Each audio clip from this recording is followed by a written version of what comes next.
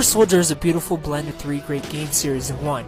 You have the Prince of Persia link when you're hopping across beams and climbing ledges, but you'll immediately think of Batman Arkham games as soon as the game starts. That series is clearly the biggest inspiration of this game, but they actually do a pretty good job at hiding that. Combat is very similar to that of the Arkham series minus the gadgets. It's essentially Batman with only batarangs, but in this case, Captain America's shield. The shield works for the most part like they do in the Arkham games. They knock enemies off balance, but as you progress through the game, the shield becomes stronger and you can actually take enemies out. Enemies don't put up much of a fight, but they're mixed up enough to make you put an effort to dodge, never letting the game feel like a grind. There are also Arkham-like boss fights where you have to find an enemy weakness and exploit it until their health bar is drained. These boss fights aren't anything to get excited about. They're actually pretty boring. Luckily, they aren't too frequent, and actually, enemy encounters for the most part are spread out near perfectly like the third influence, God of War. This influence isn't as easily pointed out because it has nothing to do with the gameplay, but the secret formula: progression. Level progression and setup feels very much like God of War.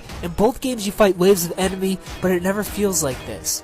The enemy pacing is great. Where the game fails with progression though is clearly pointing you in the direction you need to go. The game doesn't have set rules for interactive environments. What you believe you should be able to jump off of or climb up based on past experiences in the game don't always let you. The game is very linear, but the entire world, much like God of War, seamlessly feels connected. And in fact it is. After completing the game, you can freely roam the world you just went through, and there's great incentive to do so. There are tons of collectibles in Captain America Super Soldier. These collectibles actually do something though. They give you points to spend on upgrades for your shield and special moves. It's nice to see collectibles do something more in a game than just give you a trophy, making them actually enjoyable to search for. After you've beaten the story, you found all collectibles and unlocked all upgrades, you can take on the challenge mode or during, as the challenge mode also offers upgrade points. The challenge mode acts as bonus mini-games and can be pretty fun. It just isn't a score to get, so not much will have you coming back after all gold medals are obtained. I came in with low expectations of this game and left satisfied wanting to see a sequel. The game does sequel bait, but I'm not sure if it did well enough in sales for us to actually ever see one. Even without a sequel, the ending feels great enough on its own. For what it is, an action platformer